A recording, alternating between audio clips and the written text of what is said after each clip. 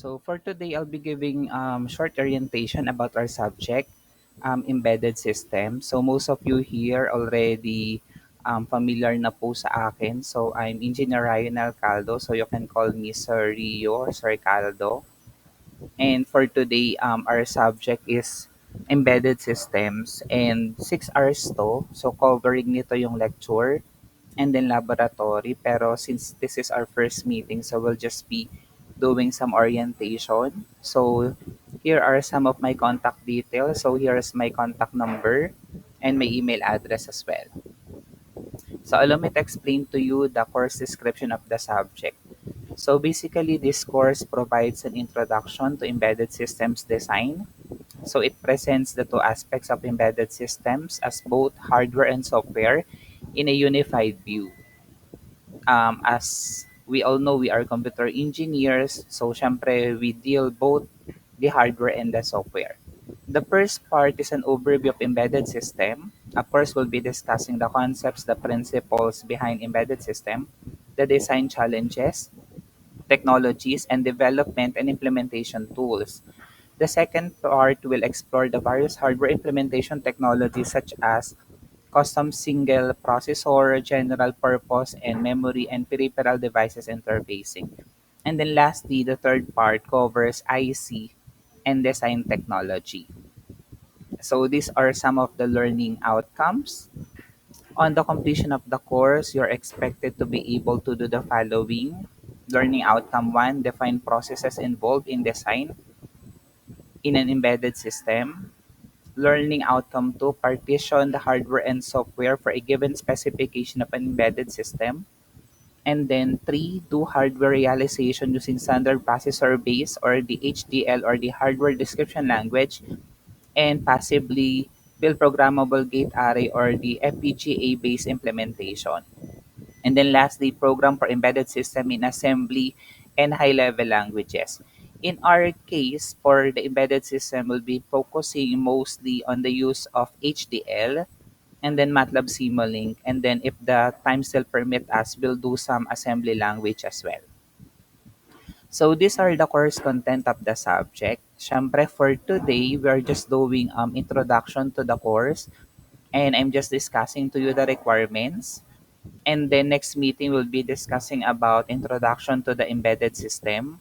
Then we'll talk about differences between microprocessor and microcontroller, the embedded C programming, advanced digital design, VLSI design, and then VHDL and Verilog, hardware implementation and verification, and of course the FPGA-based system design. As per the teaching method and strategy, so full online lang po tayo. We'll do the lecture, class discussion, and guided practice online. As per the machine problems and experiments, we'll do this one asynchronously. So I'll be giving you tasks and then you have to finish that for 1 week and submit that in our classroom. And then we'll do project simulation and presentation and of course practical examination as well. For the course requirements, of course, we'll use machine experiment, practical exam, and then for the final project, so we'll use Verilog and BHDL simulation.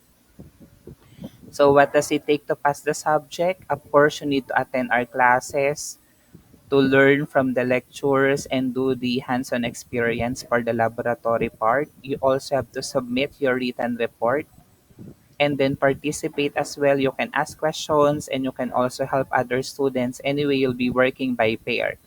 Then you can visit the library or even the internet to learn more of the jargons and the topics that we are discussing. And then, of course, you can take some good notes as well as needed. So, students who make a sincere effort to follow the guidance and policies of the course should have no problem passing each grading period. So, we have 4 grading periods: prelim, midterm, pre-final, and final. In the classroom, of course, the teacher is in authority and the students will be expected to behave as responsibly and reliably in the classroom as they ought to do. So, it will be demonstrated by students' completion of all the requirements in a timely manner, and the grade will be a reflection of the effort expended by the student. Every student will be expected to practice professional student behavior that includes your discipline, attendance, interaction with other school personnel. So our text material, I'll be providing to you the laboratory manual and also the lecture related to embedded systems. So welcome to Embedded Systems. Let's have a great semester. So again, for our reflection, 1 Corinthians 15:57, but thanks be to God, He gives us the victory to our Lord Jesus Christ. Colossians 3:17, whatever you do or say, do it as a representative of the Lord Jesus, giving thanks through Him to God the Father. So your goal is to work in such a way that you are a good representative of Jesus Christ. Thank you very much. So that's it for the short orientation. So allow me now to explain to you the preliminary requirements. So as you can see here, this is our classwork, and these are the contents of the preliminary folder. So if you would like to know more of me, so pwede nyo pong basahin yung brief biography ko. And then we'll be using IEEE full paper template format for your projects, for your final project. And then andito rin yung steps on how you would install Xilinx ISE. So binigay ko na yung installers doon sa ating FB. Pati yung MATLAB binigay ko na rin. So dalawa yung gagamitin natin na tool. Kung meron man akong i-add, sasabihin ko po yun sa inyo. Then ito yung template natin for the Embedded System Laboratory. So for the template, ayan. So as you can see, nakalagay dito yung course and then the machine number. Then you'll be working by pairs. So meron akong 40 students. So 20 pairs yung makukuha ko. Mamaya magpe-pair na kayo. So you have here two pictures. So yung pair 1, andito yung member 1, then member 2. Your section, the date, machine experiment, and title of the experiment. So hindi pa naman tayo mag-experiment pero sa mga susunod na meetings, so you have to put here the title. Then for the problem specification, you just have to put here the problems and or the objectives that I specified on the laboratory manual. For the results and discussion, I just need only the answers to the problems that I have specified. So kung kailangan mong ilagay yung RTL schematic, technology schematic, Verilog code or VHDL code, test bench, and then simulation results. So those are the things that you needed to put on the results and discussion. And then for the conclusion, provide a paragraph that concludes the machine experiment. As per the file naming convention, so make sure you use CPE 411 underscore surname 1 of the first member, and then surname 2 of the second member, then machine 1, then save as PDF. So I will only be accepting PDF files, so make sure na walang mga other spaces, extra pages. So you just have to follow the format. And once done, so there's also a submission file here. Dito ko lalagay sa classwork.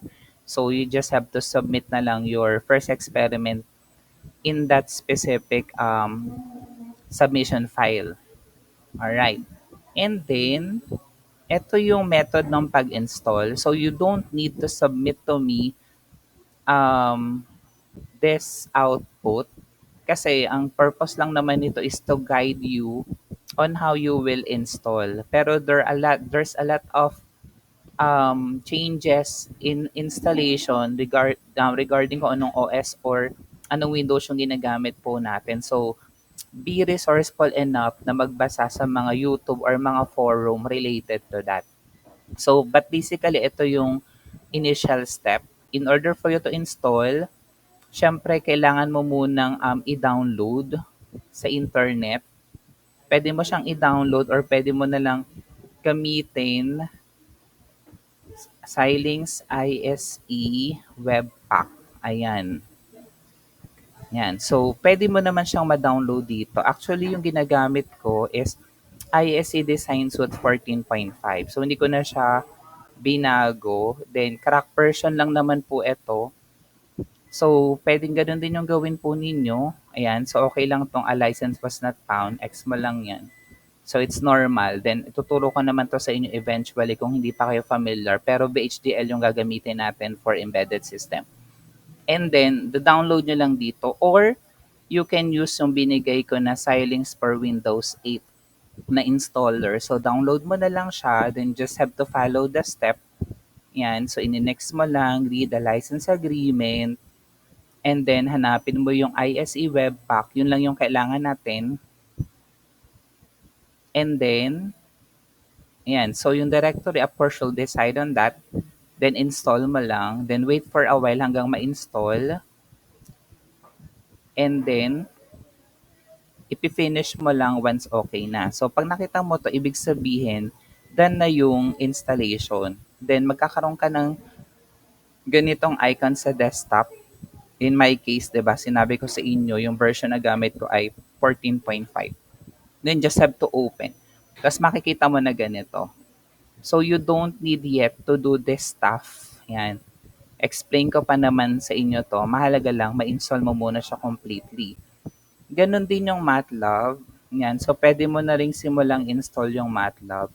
So binigay ko din po yung installer. So you can actually use that as well. Yan. So try nyo gamitin tong MATLAB 2017.